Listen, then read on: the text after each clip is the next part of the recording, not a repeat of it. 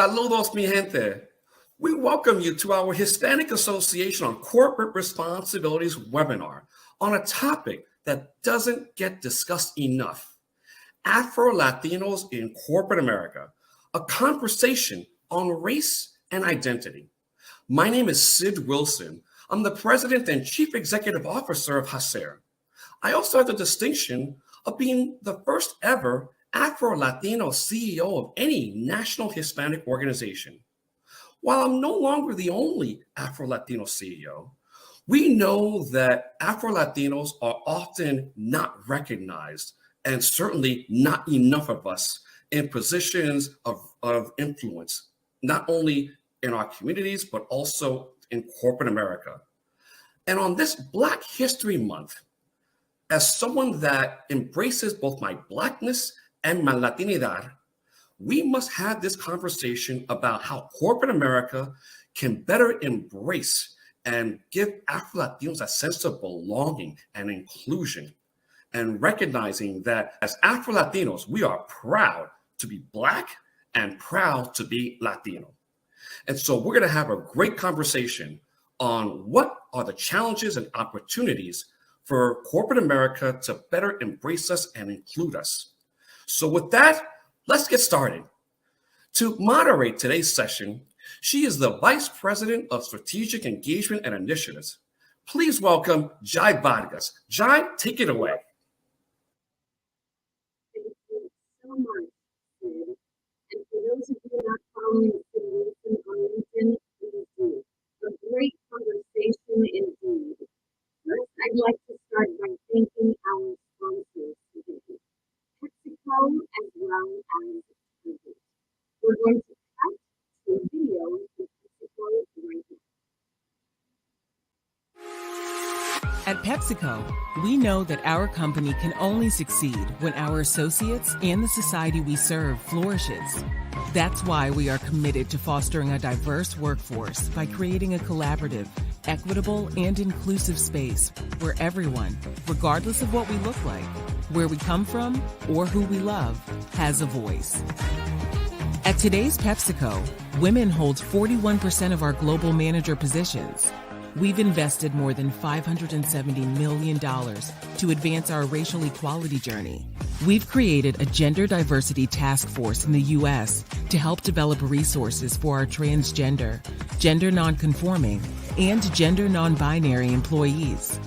We're enhancing recruitment and inclusive practices for people with disabilities across our businesses. Our Rolling Remembrance initiative has raised approximately $860,000 to date in college scholarships for military children who have lost a parent in the line of duty. And of course, we continue to leverage the powerful voices of our brands to inspire positive change. Because when we have a space to authentically be ourselves and explore each other's ideas with compassionate curiosity, we move from uniformity to diversity, and from diversity to equity and inclusion, to provide a space to be you.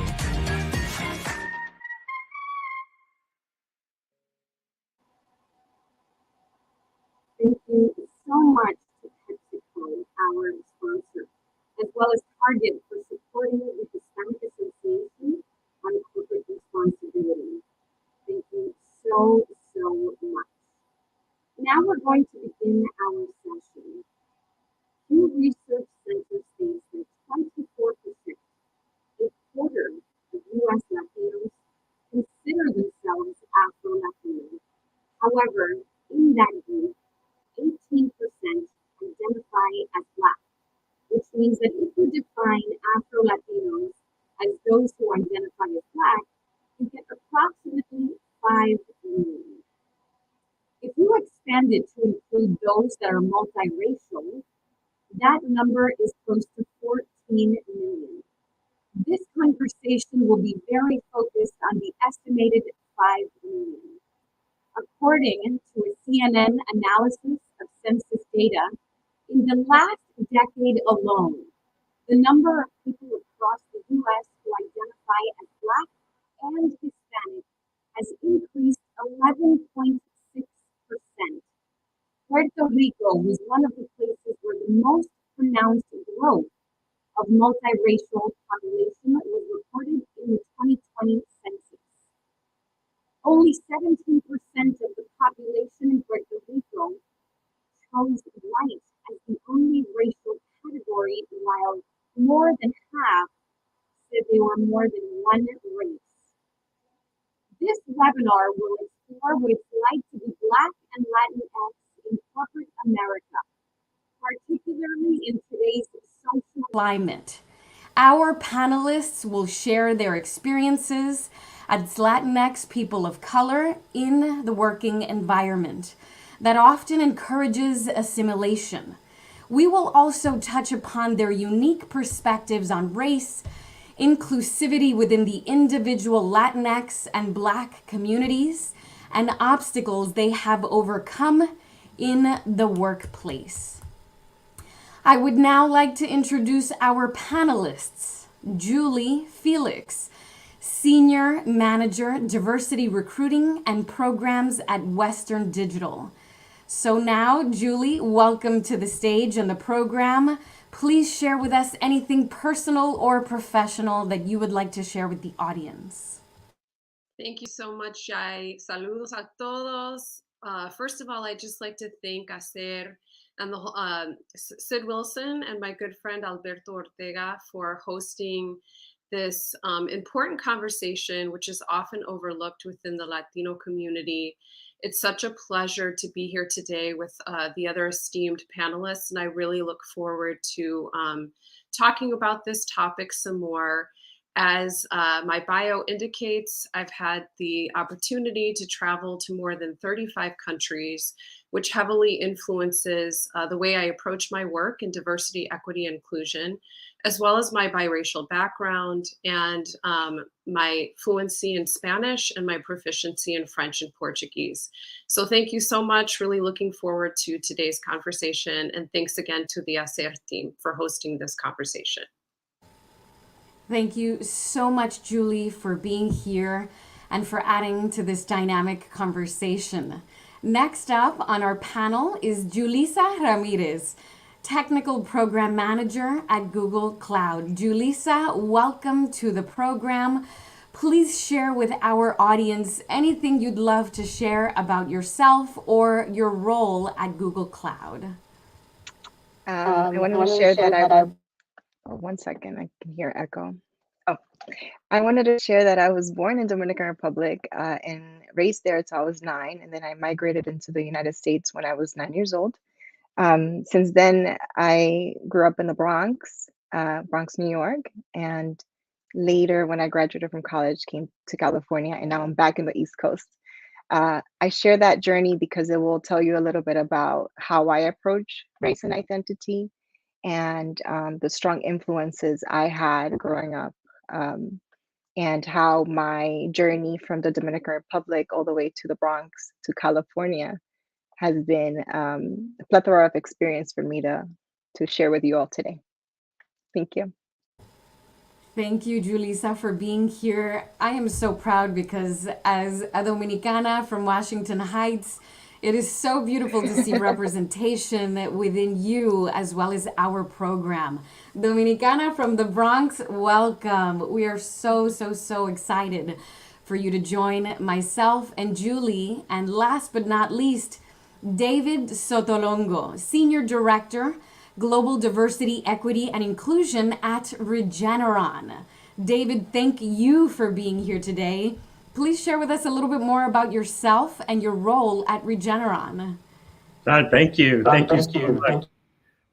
Yes, and so I just want to label myself as a Cubano from El Barrio. So we all have the New-Yorkino roots, and I really am excited very much to be a part of this panel. At Regeneron, I'm Senior Director, as you know, of Global Diversity, Equity, and Inclusion, and it's an exciting organization that I am really proud and blessed to be a part of. And I can't say enough about the organization that has looked at me as part of the change that many corporations have been trying to get to around this space around diversity, equity, and inclusion. The one thing that I will also add is that my journey, very similar to the other panelists, really involves that diversity of points of view, of looking at somebody who is Cuban, Puerto Rican, or Dominican, and knowing that we're all different in how we got here, but we're all the same and we're a united front. And that's how I view this panel. And I'm looking forward to discussing this further. Wonderful. Gracias, David. We have so many of your colleagues at Regeneron chiming in on the comments. You are definitely loved. For those of you that are joining us, you have to know we are live on LinkedIn, on YouTube, and Facebook. And immediately following this incredible conversation, you're going to be able to share this video with any of your colleagues that may have missed the discussion. I want to start the conversation by asking our first question to Julie. Now, Julie, thank you again for being here. And my question for you is, when did you first hear the term Afro-Latino or Afro-Latina? What did it mean to you back then? And what does it mean to you now? Has that term evolved for you? Thank you for the question, Jai. And I didn't share my ethnic background, so I'll just do that quickly. So my father is from Haiti. So I have the great fortune of being from the island, from the nation in between Cuba and the Dominican Republic. And I think I'll just take the opportunity as well to expand the definition of what it means to be Latino. So oftentimes I think it's associated with people who come from a Spanish-speaking country, but in one of the oldest definitions and a broader definition of Latino, Latina identity, it actually encompasses all countries from Latin America and the Caribbean that have a Latin-rooted language. So that also includes French and Portuguese. And obviously we know from countries who speak those languages that we are more connected in terms of culture, music, food, etc., beyond just the language. But in terms of the term Afro-Latino, for me, it surfaced more recently. I know the term emerged back in the 1970s, but I've only heard it surface more recently, I would say within the last 5 to maybe 8 years. And what it means is really, first of all, I'm a dope ass woman, excuse my French, no pun intended. But it really enables me to connect with the multiple aspects of my identity. Identity is so complex and it's so layered, and it's based on the individual because it has to do with our personal experiences, how our family even identifies themselves, or how closely they associate with their home country or countries. And then it's layered with our citizenship, with our national identity, the communities in which we grew up in, the groups and associations and organizations that we're affiliated with. But the term for me, it really came to the surface more recently. As I said, it kind of opened up this opportunity to be proud and to recognize what a multifaceted individual I am, faceted woman I am. But also to, what would I say, to elevate and to exalt and raise issues that are common between both groups that we have in common, and really to advocate as well as take a shared sense of pride in a history of resilience, a history of deep cultural richness, and just bring all of that to the forefront. And educate my circles of influence in terms of what that means and the similarities as well as some of the unique differences. Thank you, Julie, for mentioning that. I don't know if you can see the comments on your end, but there are a number of individuals that are applauding you for bringing up the fact that you are from Haiti. And some individuals are chiming in that, yes, Haiti as well as Belize are often not thought of as Latinos, right? And so it's an interesting dynamic, especially when it comes to inclusion and identity. So thank you so much. My next question is for you, David. David from Regeneron. David, you shared with me when we were talking last week an interesting story about your Cuban background. as well as your identity here in corporate America.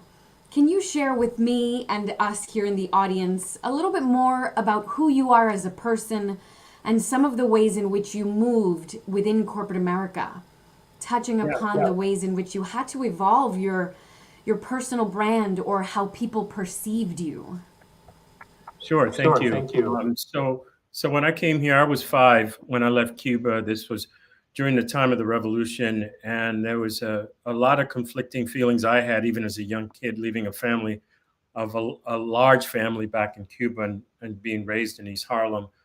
But the interesting part of it was that I was coming from a nationality perspective, being Cuban in a Puerto Rican neighborhood and Dominican neighborhood was a double culture shock for me, because I'd left a fairly homogenous nationality back in Cuba, and it was an additional melting pot besides being a person of color that was also Latino. My parents kept pushing on us that you already have a couple strikes against you, so at least lose the accent. That's what they implored upon us, and I'm sure there's a lot of people listening in who could probably identify with that. But as far as navigating the corporate environment was concerned, I was at another pharmaceutical company at the time when I first started out my career in sales, and I used my nationality as a selling point to be a representative, because the job that was available was actually in Harlem, where I grew up. And I just convinced them that I was the only person for that role. The challenge was that once I was in and I was successful, it was actually more difficult to move on and do something else, going into the hospital realm or as a manager. And it took that time for me to realize that I needed to, as you point about personal brand, was to decide how I wanted to show up. And I wasn't showing up as an Afro-Latino. On the contrary, I was just a Black male, because that's what everyone saw. And you know, at the end, and as we fast forward to today, I always tell people that diversity, equity, and inclusion, I didn't find it, it found me, because that was a calling based on folks that had helped me along the way. And it is an opportunity for me to pay it forward. And this is a prime opportunity in this role right now for me to do that, to bring my entire self and be proud of who I am. That is wonderful. Thank you so much for sharing that. As you all see in the comments, we're having an incredible discussion. What I'd love to do right now is to share some statistics before I ask Julissa a question. I know that earlier on, one of our tech platforms sounded a little bit muffled. So what I'm going to do is share those statistics again. Pew Research Center states that 24%, a quarter of U.S. Latinos consider themselves Afro-Latino or Afro-Latinx. However, in that group, 18% identify as Black, which means that if you define Afro-Latinos as those who identify as Black, you get approximately 5 million. If you expand it to include those that are multiracial, that number is close to 14 million. This conversation that we're having here today is focused on that estimated 5 million. And according to CNN analysis of the recent census data, in the last decade alone, the number of people across the U.S. who identify as Black and Hispanic has increased 11%. Some of you know that Puerto Rico was one of the places where the most pronounced growth of multiracial population was reported in the 2020 census. Only 17% of the population in Puerto Rico chose white as the only racial category, while more than half said they were more than one race. And now I want to go to Julissa's question. Julissa, given the recent data that I just shared on ethnicity and race via the U.S. Census that we just heard about in August, and how more Latinos are identifying as racially Black, Can you share with us how you typically identify with colleagues and if that's ever evolved in your conversations at work over time? Yeah.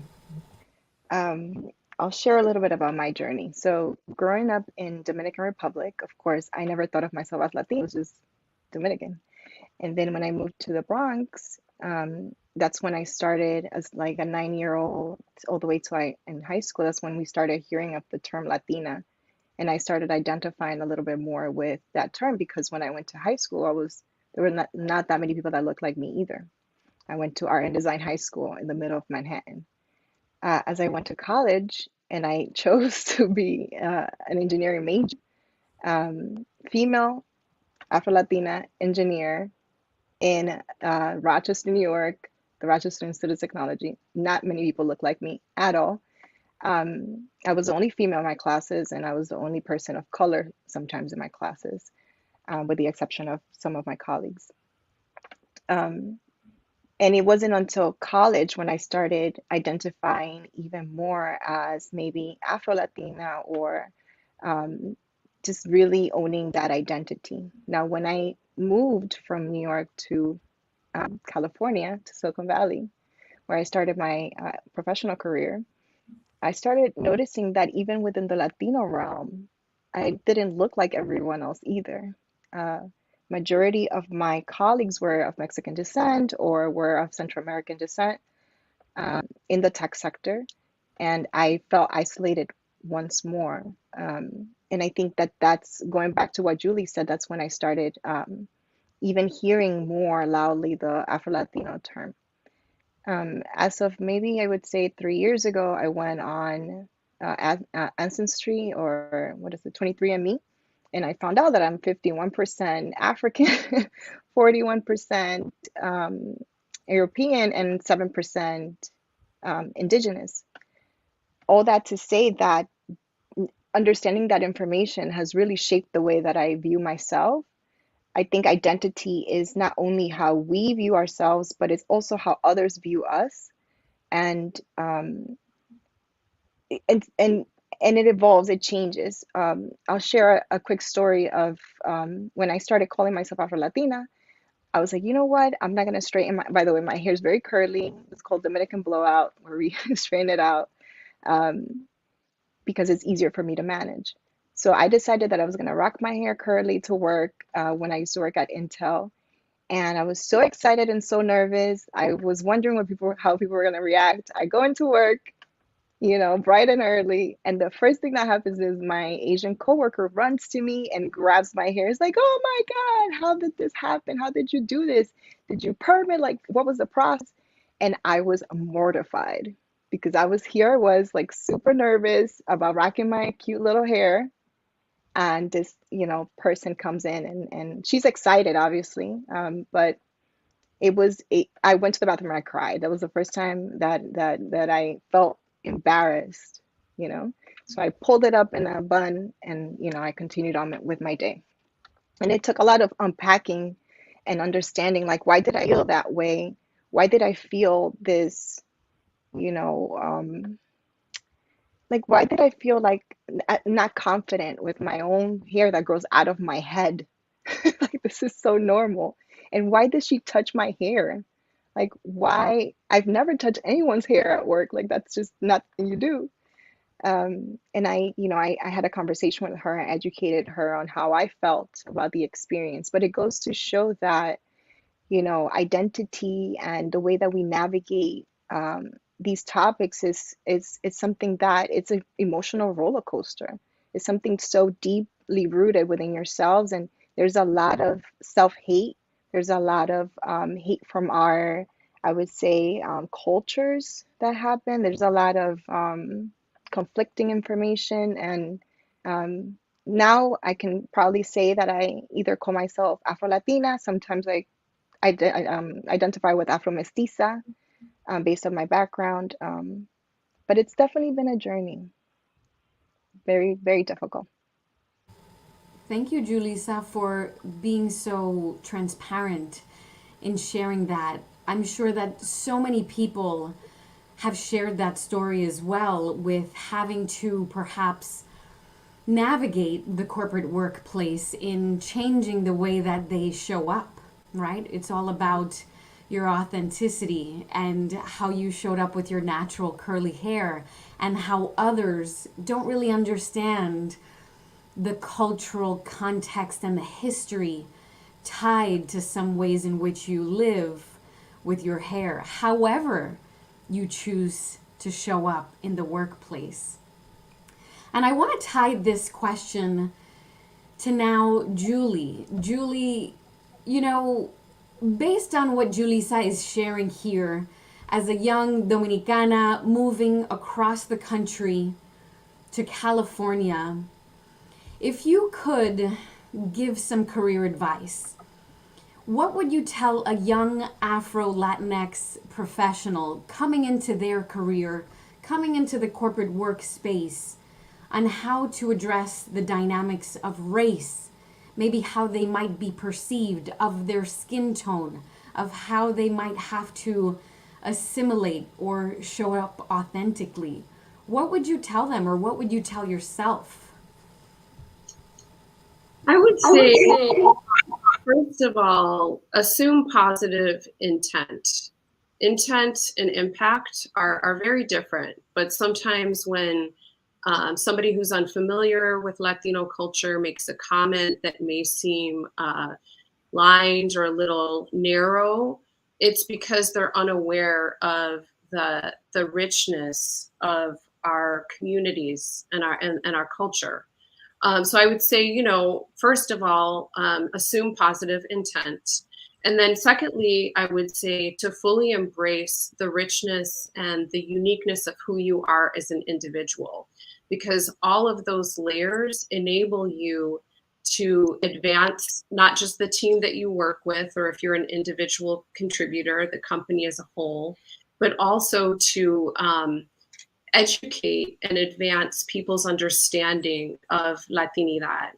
I would also say, in addition to that, as Julissa was pointing out, when it comes to Blackness and how we associate with that, I didn't immigrate from Haiti to this country. My father immigrated from Haiti. My mother is of Irish descent, but she grew up in New Zealand, Australia, and France. And so I've grown up in this country my entire life. So I would say first and foremost, I identify as an African-American woman, even though the Americas incorporate, you know, the North America, Central America, South America, all of that. But it's obviously then combined with my home and family environment, the language, the music, the culture, the clothing, how we express ourselves, our mannerism of communicating with each other. And all of that feeds into my ability to effectively collaborate, inspire, and better understand others that I work with. There are people in the Asian community, in you know, even in European communities that can also relate to this topic of identity and how we show up in the workplace. So it's not just an Afro-Latino issue, but it's something that we often don't talk about within the Latin community. And so that would be my advice, is just to fully embrace who you are, show up, be proud, everything that makes you unique as an individual. I also want to take this opportunity, and I apologize, I'm going to get off my soapbox soon, but I think we have to be really careful with language within our own communities, but within our workspaces as well. And so while it's very easy and the default, because of historical contracts and the power structures that we've all inherited, defaults to the word race, scientifically, there's only one race, that's the human race. So I more often lean towards color and colorism and what that looks like. So I just want to share that, because I think we really need to be careful, especially when it comes to how we express ourselves, how we educate others on this topic, the words and the language that we're using, and not just making it easy and comfortable because that's what we've inherited, because that's what we've always known, but how do we advance and how do we move the conversation forward? I really love that. And we have Carmen here from one of our YouTube streams, and she noted that you said intent and impact are very different. And she loves that you stated that. I love also the fact that you are challenging what we have traditionally been okay with. And just because we've experienced it, it's become sort of a habit to not challenge the status quo, but to also have those difficult conversations. Because if we're not able to have those difficult conversations amongst our colleagues and trying to build those inclusive spaces, where can we build them?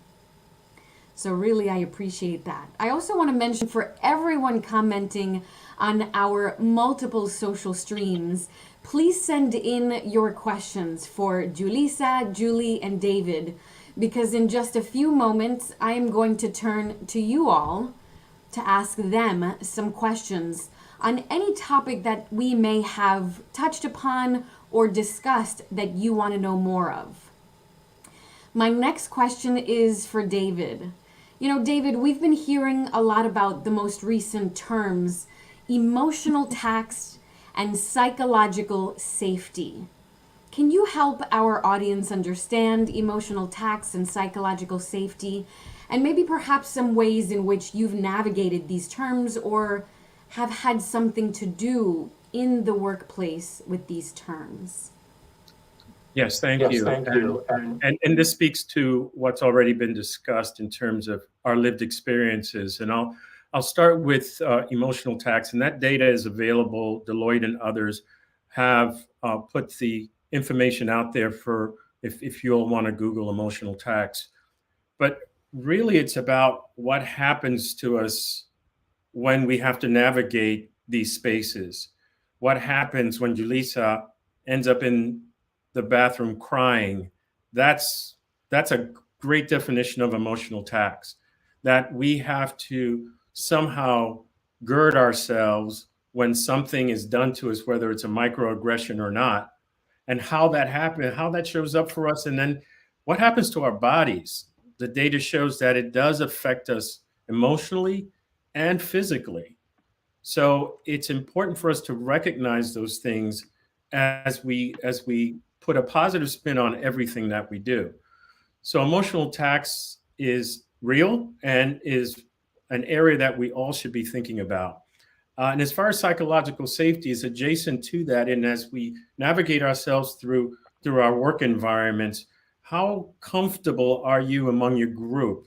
If you're the only person looking a certain way, and then on top of that, someone speaks over you, or someone doesn't really take whatever you say to heart because of what a perceived sense that you're not really part of this group, what happens is psychologically you end up not feeling safe. So that, and how does that show up? Well, you may have a great idea or suggestion that might fix something or keep something bad from happening. And what happens? You don't say a word because, quote unquote, you'll be shot down. And so those things are for managers, for anyone who's listening here and leads people. Remember that your people are the most important asset that you have. And having that sense of empathy, good listening skills, and being inclusive when you're in a team environment is so critical, not just for that individual, which is very important, but it could drive business success at the end of the day. And so I use that example, and then what happened to me growing up, how when I started feeling more included, I started to thrive more because I felt that I had an affirmation. Not that I needed it. I look myself in the mirror and tell myself, you're the best thing since sliced bread. But it's that extra sense of affirmation that you get that makes you feel even more like your chest is out and that you can be productive and supportive. And if everyone has that same spirit, then we reduce and mitigate emotional tax and increase the psychological safety. Amy Edmondson is another one that I would have you Google her. She wrote the book on psychological safety, has some very, very important and impactful information on the importance of that. So thanks for the question. Thank you. We so appreciate you. And as you can see, so many individuals are commenting on the fact that they don't hear about these terms often enough. the term of Afro-Latinos advancing in the workplace, emotional tax and what psychological safety means to someone, specifically around creating those inclusive spaces. Just as you said, the more that you could be yourself internally, it gave you a sense of pride. It let you thrive in your career, which I absolutely loved.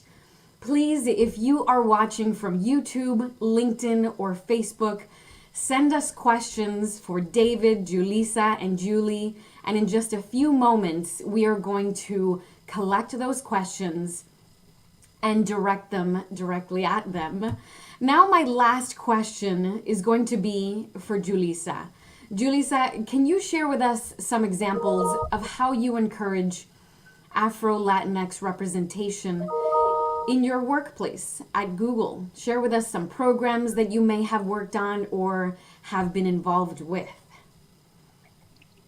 I will start by saying that I realized how important it was for me to own Afro-Latinidad when the George Floyd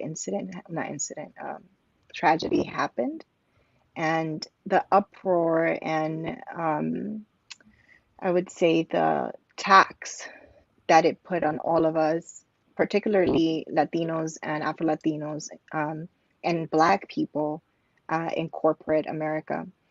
I remember being at Google and sitting at on the board of directors for OLA, which is our Latinx ERG. I'm the first Afro-Latina to sit on that board for Google. And I remember having just the rage, the discomfort, the amount of educating that I felt that I had to do in order to, make sure that at the global level we had programming that would support people that looked like me. I'm not afraid to say people that look like me and darker, or individuals that identified with the term Black, that were suffering through this whole ordeal. I think the tax on Afro-Latinos was different than, I hate to say it, but the tax on Afro-Latinos was different. It was grand. If you can view yourself and see yourself in the eyes of, someone like George Floyd and the injustices that were happening in America, there's a certain hurt there. So I took it upon myself to, along with other Afro-Latinos at Google, to create an organization called Afro-Latinx at Google, so that we could have a space where we discuss these issues and discuss how we sit in the intersection of two different groups, sometimes not being Latino enough for the Latinos and not being, Afro enough for the Black folks, and the issues that are particularly important to us. We brought in a psychologist that focuses on racial trauma, and we had very deep conversations about how did identity show up during the Black Lives Matter movement, and how does that impact you day in and day out at work. A lot of the pledges that were being done on the corporate level were particularly for Black folks, and if you were Afro-Latino and you didn't identify particularly as Black, then you missed out on those, even though that conversation was also important to you too. Because my brothers are Black and my sister is Black and my mom is Black, and even though they don't identify as Black, it affects them on a very deep level and physical level. So the way that I show up is I ensure that I am proud and rooted in my Afro-Latinidad, so that I can open avenues and opportunities for others to have these discussions. And I've been scared to have these discussions myself because of, going back to Julie's point about colorism and the way that we view the skin tone. Afro-Latinidad, you can be my skin tone, be Julie's skin tone, be anybody's skin tone. We only identify someone by their skin tone. We identify by so many other things and how they self-identify. So with that said, yeah, that's how I show up at work, and I think me being on this panel is important. As a technical female, there's a difference between you working in the DEI space, but there's a difference between you being in a field that doesn't have this conversation often, where this conversation can be seen as taboo, and it's very uncomfortable. It's very uncomfortable, but I'm learning, and I'm here, and I hope that that helps in some way, someone. Yeah, it absolutely does. Thank you so much, Julissa, for taking the personal responsibility and initiative in creating Afro-Latinx at Google. And for those of you watching, she mentioned ERGs, which stands for Employee Resource Group. It's important to note that we are surrounded by individuals who share a common ground with us, whether it be cultural, right, racial, ethnicity-wise, our abilities, our neurodiversity. And when you find people that have something of a shared background, it's important to connect with one another and take personal responsibility in starting these really difficult conversations. But you'll see that when you do, you'll be surrounded by allies that are asking how they can help you support and advocate by what it is that you need changed within the system. We're so excited that you've all joined us for this conversation, and we're so delighted that you have sent in a ton of questions. The first one I'd like to read out loud says, and it's for any of my panelists here. It's a question from Robin, watching on LinkedIn. Hi, Robin. Robin is asking, the workplace has a pressure to repackage identity to be easily accepted. Balancing authenticity seems more like stifling identity. How do we push for people to be humble to the idea that inclusion needs more work? And so I pose that question to you, Julie, David, or Julissa, whichever one of you wants to chime in. I'll speak up just because I think that's a very poignant question. So whoever the person is, I really commend you for putting it all together like that. It really, some of us, it's been very exhausting to be the teachers, many times in our organizations or in our spaces, wherever we are. And there's someone, she's an ordained minister, told me that we have to give people the grace and the space to learn based on their own time. And that's very difficult sometimes, particularly in the corporate environment where it seems like you take, 2 steps forward and 1 step back, where most of the organization is maybe behind you, but then in other pockets that they're not. I would say I'm a big believer in storytelling, and people need to understand my story. It helps me when I say it. And hopefully sometimes it actually lets people understand, because it's the story and not my facade, because you might actually learn something if you actively listen. And it may and may not address the question, but the idea of where it starts from you and from within. And we hope that when we talk to others, they are open enough and have the grace enough to share their story.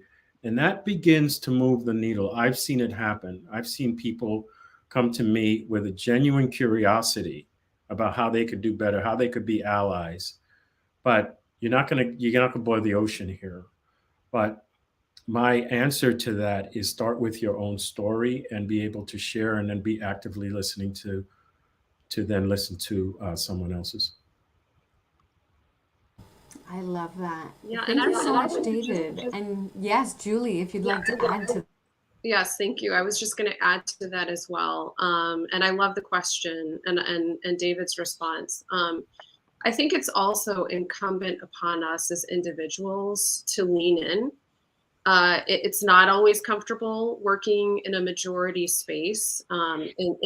in, you know, a smaller microcosm of the world that we already live in. But unless we're willing to take the risk and do so again in a way that is open and inviting and unassuming, because, you know, in terms of my earlier point, I think we need to start with the fact that that intention is usually always good. But it also requires us to be willing to take some risks. As a professional working, particularly in the space that David and I represent, the ability to be able to speak on behalf of marginalized groups and underrepresented communities. And I'll just share with you one story of my own. This was at a former employer, and we were in the process of launching a program for Black and Brown college graduates, a rotational program. I was in a meeting with my direct boss, with the head of one of our largest business groups, and then his direct report. So I was the only female, as well as the only Afro-Latina in the room. And so we were talking about these individuals coming on board, and my supervisor made a comment around the lines of, well, you know, hold on, Bob, let's just hold on for a minute. I don't want this to seem like the NFL, where we have players up on an auction block and we're bidding for talent. Ooh. And those words were triggers for me. I immediately started sweating, you know, shaking, like silently shaking in my seat a little bit, very uncomfortable by the terms and the words that were being used to describe Black talent, Black and Hispanic Latinx talent in this case. So I did a little self-reflection really quickly in that moment and thought, you know, I have two choices. I can either call this out in the moment and address the issue at hand, or I can call him out separately after the meeting is over. So I assessed the situation, and I decided in that moment that it was really important for me to address it then and there, because it wasn't just him that needed to hear the message, but the other men that were in the room. And so, you know, very politely, I said, I'm sorry, you know, time out. I've got to stop us here. And I need to address something that you just said. You were talking about these young professionals, and you used the words auction block and bidding for talent. And as a woman of African descent in a country, you know, with a history of slavery, where Africans were up on auction blocks being bidded, I take great offense at what you just said, and it makes me very uncomfortable. And he got really defensive, of course. He said, oh, well, you know, that's not what I meant. That's not what I meant. And I said, I understand that. And again, I said, I want you to understand that intent and impact are sometimes very different things. And I just wanted to acknowledge that. And so we had a follow-up conversation afterwards where, again, as leaders, as people of color in the workplace, we have a responsibility to ensure that our people managers understand who's in the room, the cultural context of who's in the room, and in terms of how they, you know, analogies that they may use, words that they may use, may land very differently depending on who they're talking to, and could be highly offensive. So again, I just think that we all have a responsibility, even though it cannot be comfortable. And very often, you know, you're taking a major risk, which sometimes could involve your job. But I think if we ever truly want to see progress and more equity in the workplace, then we all have that responsibility. That is beautiful. Thank you, Julie. So many people in the comment box are saying that you are courageous and brave, and you took the self-responsibility to be an upstander instead of just a bystander. And there are so many different ways in which you could have handled that situation. And the very fact that you didn't call that individual out, but you called him in. And you stated very gracefully and very respectfully why that made you feel a certain way. That is so important to notice when doing this work. And so thank you so much for sharing that story. We have another question from someone logging in from YouTube, and it's actually about microaggressions. The question reads, how do you react to someone who makes a comment based on your looks that you know it wasn't malintended, but does have a negative impact on you? I can answer that. For me, is as much as I want to educate, it's not about education per se. I like to take the hurt out of me and express how I feel. And I think that through that process, the other person learns something. What I like to say is, for example, when the hair incident happened, or I can share a story where I used to go to Mi Pueblo, which is a supermarket chain in San Jose, and I had to wait for them to, cut up the chicken, etc. At the, I don't know how to say it in English, carniceria. And they used to always talk at me because they didn't know that I spoke Spanish. So one day I said, "Excuse me, con permiso, yo hablo español." And the looks on their faces. And I took the moment to say, yeah, I told them about my background. I'm from the Dominican Republic. And, I just like you to know that I am a member of your Mi Pueblo supermarket customer base. So in the future, please refrain from speaking about me in my language. So yeah, that's how I approach it. I just try to express to the person if it hurt me, or, if it was funny, etc. I try to say something about it at least.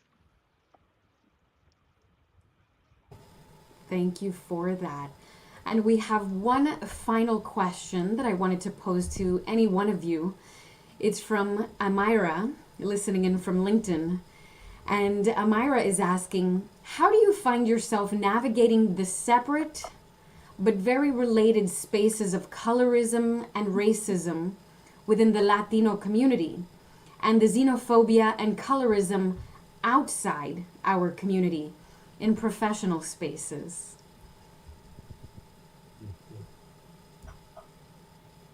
Good question.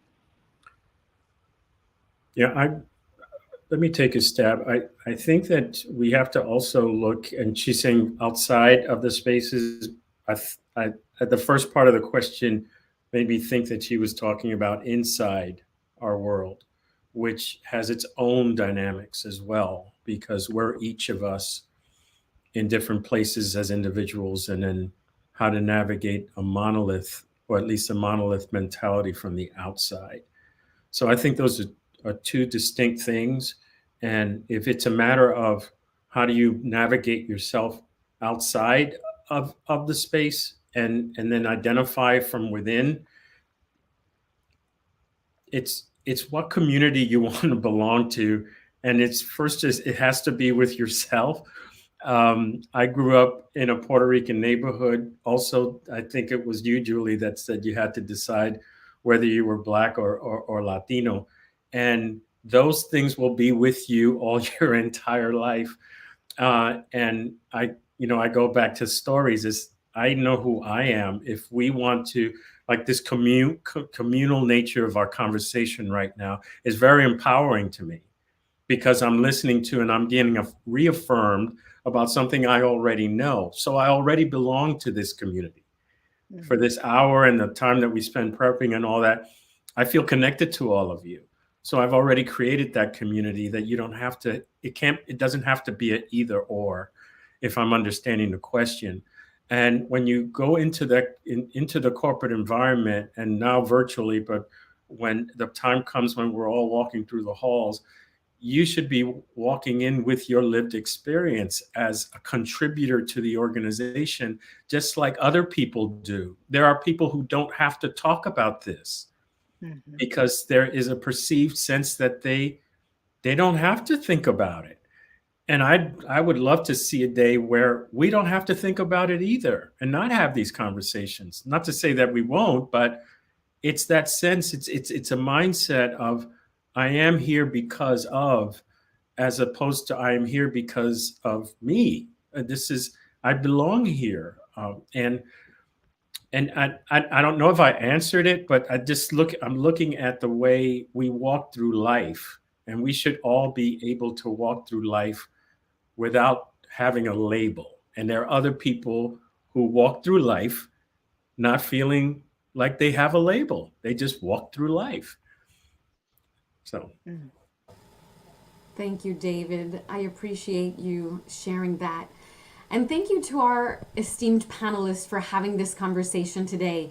The conversation doesn't have to end here. What I want you all to do, following along on YouTube, Facebook, and LinkedIn, is add Julie Felix, Diversity Recruiting and Programs at Western Digital. Add her on LinkedIn. Add Julissa Ramirez, Technical Program Manager at Google Cloud. And add David Sotolongo, Senior Director, Global Diversity, Equity, and Inclusion at Regeneron. Please add them to your LinkedIn profile, and thank you all so much for the questions that you have posed. I now am going to turn it over to our President and Chief Executive Officer of ACER, Sid Wilson. Great. Thank you, Jai, for moderating a very powerful and thought-provoking, and I think, quite frankly, very touching session about Afro-Latinos in corporate America, a conversation on race and identity. I'd like to thank our webinar sponsors, PepsiCo and Target. Thank you so much for your support of ACER and particularly this very important topic. And thank you to, of course, our guest panelists, Felix, Julissa Ramirez, and David Sotolongo. Thank you so much for your authenticity, and also just sharing your experiences, our experiences, of what it's like to be Afro-Latino, not only within our communities, but also within corporate America. Just some things to share. One is that I'd like for everyone to know that ACER is having our first major in-person program of the year. It's our third annual Latina Empower Her Summit happening in Orlando, Florida, March 21st through the 23rd. And we hope that you can register. This week is the deadline to secure your hotel room, so make sure that you secure that. We have a powerful list of lineup of speakers. And secondly, make sure that you're following us on all of our social media platforms. Keep in touch with us, engage with us. And lastly, let me just say as we wrap up webinar is that as a proud Afro-Latino, I hope that we continue to make sure that we have these dialogues, not just today, but every single day. If you are in meetings and there are no Afro-Latinos in that meeting, be the ally and say, what can we do to be more inclusive? How do we foster greater allyships? So continue this dialogue as we continue to raise the awareness of the challenges about Afro-Latinos.